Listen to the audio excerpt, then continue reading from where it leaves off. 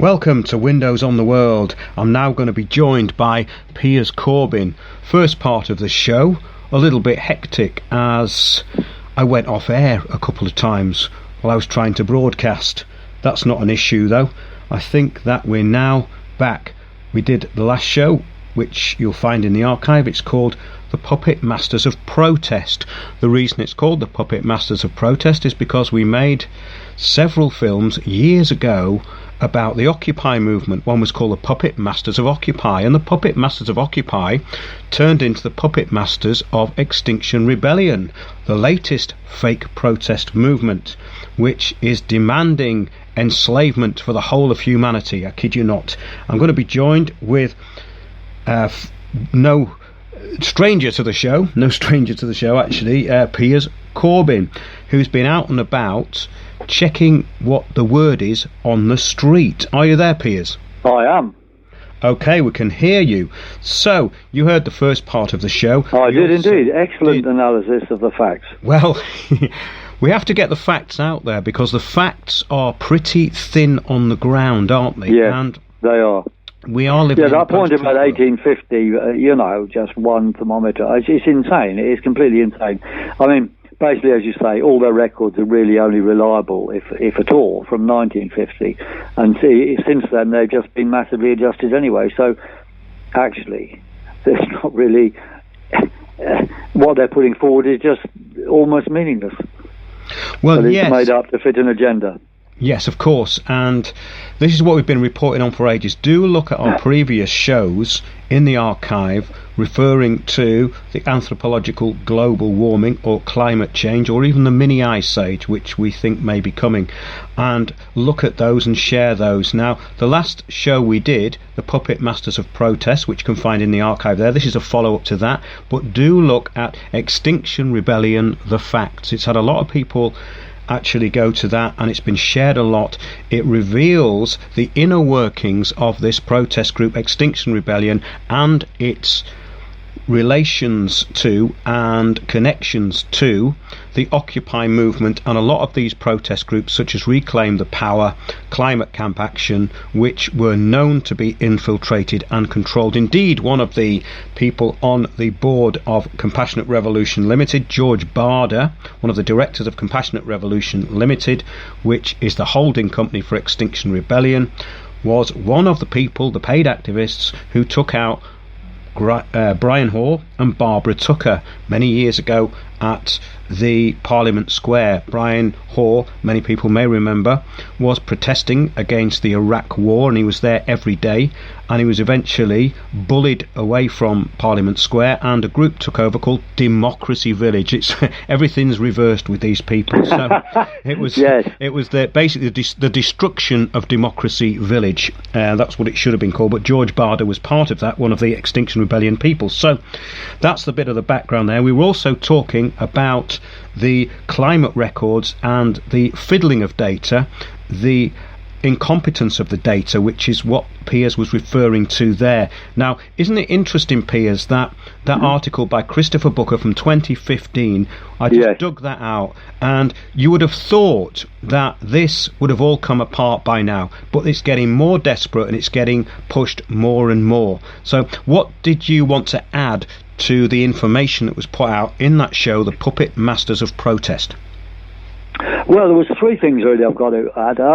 First of all, today I was in Hyde Park at Speaker's Corner, and we had a group of about 30 people listening to what I said and having a discussion, which was it was quite illuminating, stuff that came up. I mean, the first part of this discussion was I ran through the stuff and said man-made climate change doesn't exist, and carbon dioxide levels are an effect, not a cause of climate. So they're controlled by temperatures of the sea, and talked a bit about the science and pointed out there's no scientific papers in existence which show, using real-world data, that man-made that CO2 levels control climate. The reality is the other way around. So, and I said we've been challenging this and nobody's come forward, and I pointed out that if they did have a credible scientist who could say anything, then surely that person would have been put before Parliament. But instead, they have a 15-year-old girl, or maybe she's 16, 16 who admits she's ignorant. She says, look, I don't know. Ask the scientists. We covered that in last week's show, this Greta Thunberg, and you can find a lot of stuff about her, the manufacturing of Greta Thunberg. That's quite a good blog. It's on The Wrong Kind of Green. It gives you all the background as to how she came to be promoted by a PR company that her mother was involved with. Her mother was involved with the UN. They're both part of this PR agency, the mother and her husband, Melina Ehrman and Svet Thunberg. These people are basically show business people, and they've now found a cause. They are the new activists, the people who virtue signal for a living.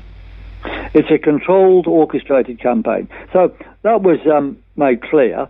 And then I pointed out things like that the actual policies put forward by the United Nations are making pollution worse in various ways, such as, or they're causing ecological damage, such as the wind farms in Germany, where 1,000 tons of insects were killed last year, many of these pollinating insects. So, of course, this sets back crop growth,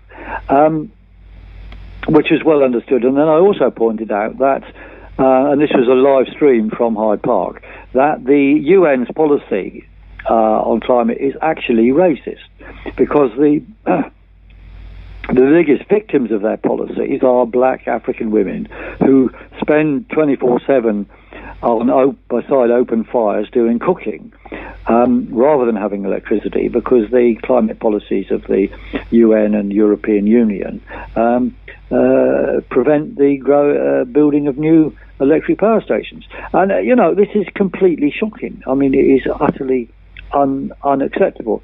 Anyway, and I repeated the demand that we have to have true green against fake green, and we should close down these wind farms and Drax B power station, which is causing termination of a lot of wood in America, which has been chopped down to make wood pellets for Drax B power station. But Drax B power station is also very polluting, and it produces stuff equivalent to increasing diesel cars in Britain by 25%. And was basically the essence of what I said, quite a bit of discussion. There's one very interesting thing there. There was a guy there from who had been on the Extinction Rebellion thing, and he was, everyone let him speak. It's very interesting what he said. I would call him a true green guy, and he said, well, his experience of it wasn't very good, in that they had promised it was meant to be organised in a kind of ground-up way with democratic meetings to assess things afterwards and during it and so on. But he said none of that happened. There was no group meetings on the bridges to decide what to do. And afterwards, when they were meant to have assessment meetings, he turned up at some of these assessment meetings and was told, it's all been decided already by these people. That's what they call consensus. It means it looks as though everyone's agreed, because we've told you that everyone's agreed, and this is what we're going to do. Exactly the same as Occupy, exactly the same as all of these template groups that we talked about. Reclaim the Power. Oh, there was Stop the City. There was all these, so many of these. We went into them last week. Do take a look at that show, which is called Extinction Rebellion, The Facts, and they're all in there. All of these groups, they're carbon cutouts, cardboard cutouts even, but carbon cutouts is better, because they all spout the same crap, and they all say that they have no hierarchy. Well, they do, and they have a lowerarchy. The lowerarchy are these people called dragons, who attack people who get in their way. So these are basically totalitarian organisations that have an agenda, and they have a raft of all these mentally helpless people, it's a shame to say, who go along with it, and they think they're protesting. It's all very corporate, it's all very shielded. That's right, that were the words he used. He said it was like a corporate diktat going on. Yeah. Oh, there's no doubt about it. And if you compare that to the yellow vests in France, can you imagine these idiots lying down in Waitrose and getting shot in the face by the police here? I don't think so, I mean, what a joke. This is not not a protest. This is an indulgence. This is a benefit of the state. Extinction Rebellion is a benefit of the state. It's for people who are supported and buy into the agendas that they're fed because they get a benefit out of it. That's all it is. That's exactly right, and that leads on to the next 2 points. One is that now there's talk of Parliament actually declaring a national climate emergency, which of course is based on delusional nonsense.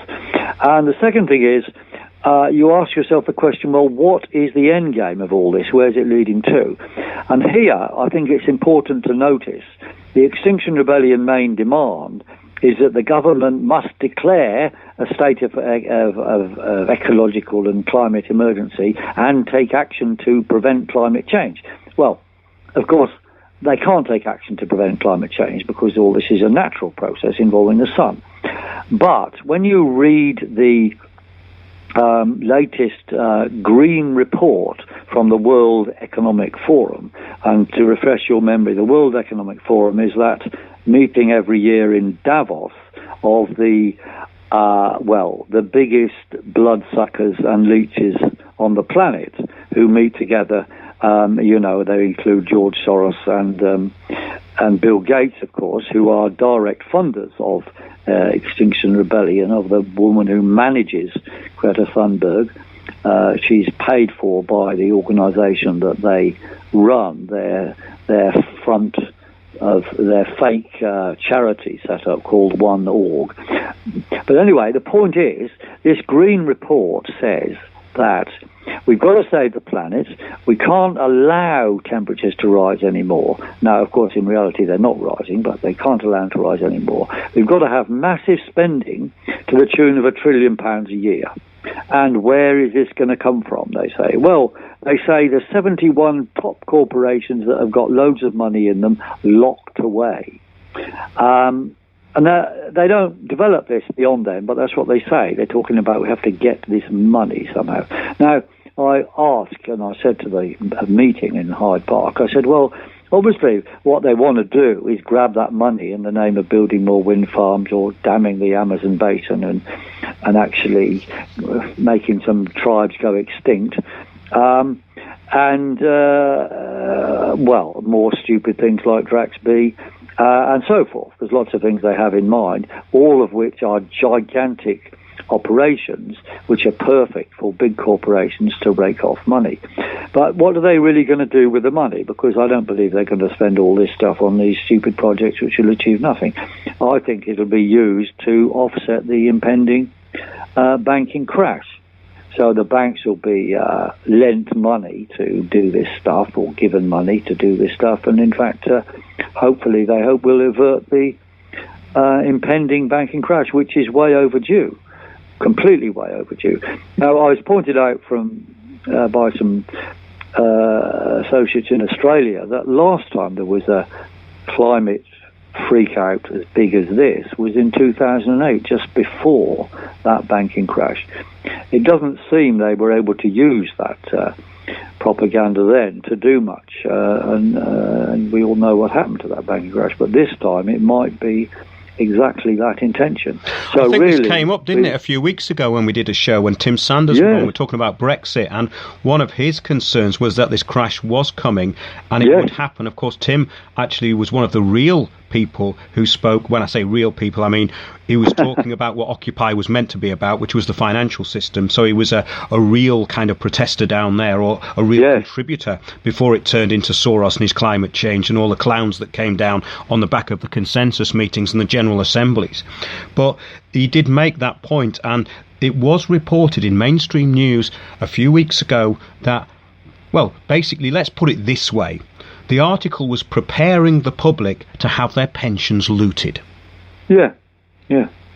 So you see, this is plunder and theft. I mean, already in the last 10 years, because of the policies of the European Union, and others, but in terms of Britain, the policies of the European Union have led to the decimation of the middle classes.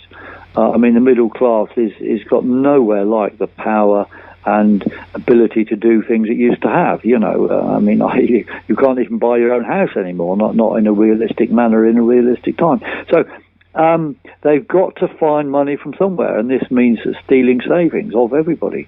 And so the rich will get richer and richer, and the poor get poorer and poorer. So we're in a complete crisis point where there's a big choice to be made. But Piers, Parliament may indeed declare a state of yes. emergency, but so what? Well, we can will they get away with this then? A die-in at Waitrose. That'll solve the whole problem. Go to Waitrose. Lie down on the floor. I said we have to have grassroots organisations and to combat Extinction Rebellion. This guy that was speaking, he's rebelling against Extinction Rebellion, but I think we should have something different called Action for Life. Action for Life groups everywhere, where we put forward sensible policies which actually mean something. Like we've got to end wind farms to stop the killing of insects, birds and bats.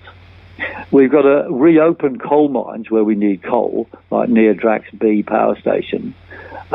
We have to stop policies like the damming of the Amazon, which will cause, it's a diabolical scheme. And we have to oppose 5G relentlessly, because you people probably realise that when they use the word sustainability, and a council adopts sustainability, that includes 5G, which is to monitor your smart meters and all that. But of course, in reality, it's not. Well, there's two things. One is the climate change policy is not to control climate; it's to control you. And secondly, the smart meters are not. They're not monitoring smart meters to because they care a damn about what you're spending. They're monitoring smart meters to monitor you.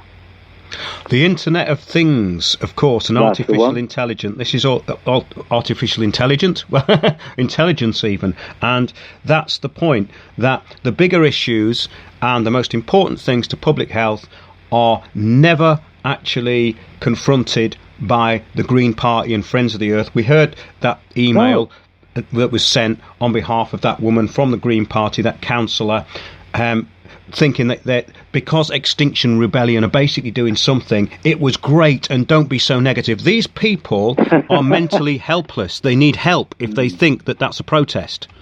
Sure. Because they're old enough to know what they're doing. No clear demands, you see. We have to have clear demands. So we could, I think, if it's done right, a lot of people who went to Extinction Rebellion would get recruited into real activity, where people can decide for themselves on the ground what they're doing. This stuff of channeling these people, coercing them even, is appalling. And you think about the consequences. A lot of these are young students who have now got criminal records. 1,000 of them are going to have criminal records. Well, this is going to affect their job chances. And what have they done it for? What have they done it for? How many have actually been charged? How many have actually been charged, though? Well, I don't know, but at least 1,000 were arrested. Yeah, but there was nothing like that charged. This is another thing that they're just letting them go. They're not really charging them. There's only a few charged. If you look at the figures, they're very, very low. When I first looked at it, it was about 13. It's probably about 30 or 40 maybe now. But there's not many of them been charged. And this is a state-backed and state-organised fun day out for self-entitled narcissists who want a virtue signal and basically ruin it for everybody else. That's actually what they're doing. So if any of them think it's worthy, then they need to think again. And also, when we put our bigger picture talk into one of the 5G groups, some idiot from Glastonbury who runs an Extinction Rebellion group says, do that here and you'll get shot. These people are so dangerously stupid that they are exactly the type of people who lost their minds in all of these revolutions which have killed millions of people all over the world. These people are no different. Their level of brainwashing is about the same, in my opinion, from what I've seen. Well, that's right, and the 5G, of course, is a military, hardware and software, which has been used in various, so-called. It's the active denial system, which is millimetre wave technology. The active denial system is basically millimetre waves that are fired all at once in very kind of concentrated areas, so the people who it's targeting will feel their skin burn and run away, and they're gonna have a huge rollout of this at Glastonbury. During the various revolutions, Egypt, Tunisia, and so forth, which were these things were being applied there. Yes, and of course the people behind Extinction Rebellion were also involved in these kind of colour revolutions, and also in the Arab Spring, stuff, and Gene Sharp, all of this that we covered in that show last week, Extinction Rebellion, the facts. So anybody who goes for this is actually doing themselves and the rest of the country and the world damage. So get off the floor of Waitrose, stop gluing yourself to buses and do a bit of research, because I actually want to stop reporting on this now. I think we've covered everything that we can about this fake protest movement and the fake people who are running it, the entitled people who are getting a lot of money to ponce about and basically bring in the draconian measures of Agenda 2030, the UN Agenda 2030, what we actually report on all the time, and a tiny amount of people know about. The reason a tiny amount of people know about it is because it's just out of the public domain. In other words, it's not on the BBC and it's not in the major newspapers, because they get their information from Associated Press and Reuters, and those two organisations are the same organisation, and they're the same organisation that are bringing you Extinction Rebellion. These are the facts. That's correct, and the people were interested in the crowd in the idea that I should be on BBC Question Time, and they were demanding I should be on BBC Question Time, which is a great idea, but of course I don't think the BBC want that, because it's the last thing they want is an actual scientist that can answer the complete twaddle that's coming out. However, I think people ought to phone up BBC and demand some balance, because climate stuff will run and run, especially if Parliament starts to have a debate. And of course, you see, there's the end game. They've got to have this end game and start stealing pension funds. And, who's going to stand up in the European Union Parliament or in the British Parliament and say, this has to stop, this is wrong?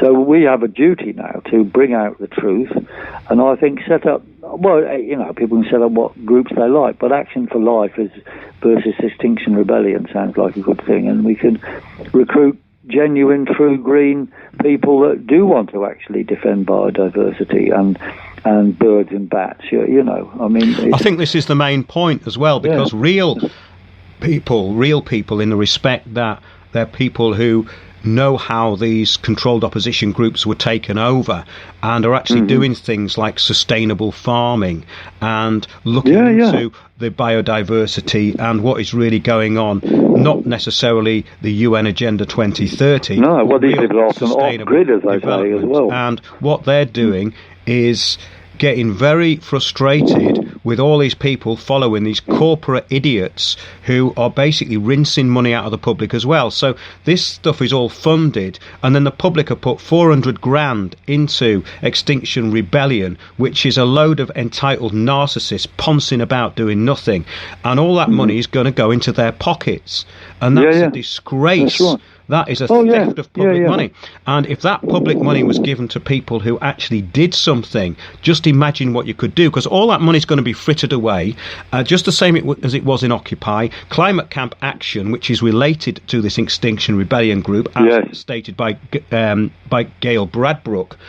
Climate Camp Action were the people who allegedly stole all of the Occupy money. Well, that includes £1 million from Vivienne Westwood. Now, that really is cheating the public. And the thing is about these groups is they're there to control the narrative. They're there for nothing else. And so, really, get real. Support Windows on the World. Support Piers Corbyn. Our Talk The Bigger Picture is in Oxford on the 12th of May. That's Sunday, 12th of May. Go to windowsontheworld.net and register your interest. It's on the Eventbrite page. The venue is going to be announced very soon. It's £10 for the day for myself, Piers Corbyn and Sandy Adams. The whole backstory of what we're talking about, where this all came from and where it's going, is explained to you, and you will be armed with all the facts and the information you need to fight the climate change con artists. Last word to you, Piers. Yes, I agree with that, and I would say, please, just everyone, listen, think of something you can do in your area. Set up a little group, we can come and speak at it. Come on online, donate to Windows on the World, and come on to weatheraction.com and subscribe to Forecasts and give money to Scientists for Truth. But if you just buy Forecasts anyway, some of that money will go to Scientists for Truth, which pays for leaflets and so forth. And although we put out these appeals often, I have to say we don't often get money. I've had loads more hits on Twitter this week, but no increase in funding. So if you're listening, please pop in there and chip in a bit. Many a mickle makes a muckle, as they said, or every little helps, as they say in Tesco. So I don't think there's been an Extinction Rebellion in Tesco yet, has there? There's not been an Extinction Rebellion in Tesco, and if there's one in Lidl, I think that I will have to stop it and intervene myself. Yes, absolutely. And Aldi. Action for Life versus Extinction Rebellion. Recruit Extinction Rebellion and fight for accountable, true green, not fake green. Thanks very much, Piers. Thank you. That's it for this show. Go back and listen to the previous one, which was all about the puppet masters of protest. This is an addendum to that with some more information. Thanks very much. We'll see you next week, and every week at 9 p.m. Sunday on windowsontheworld.net.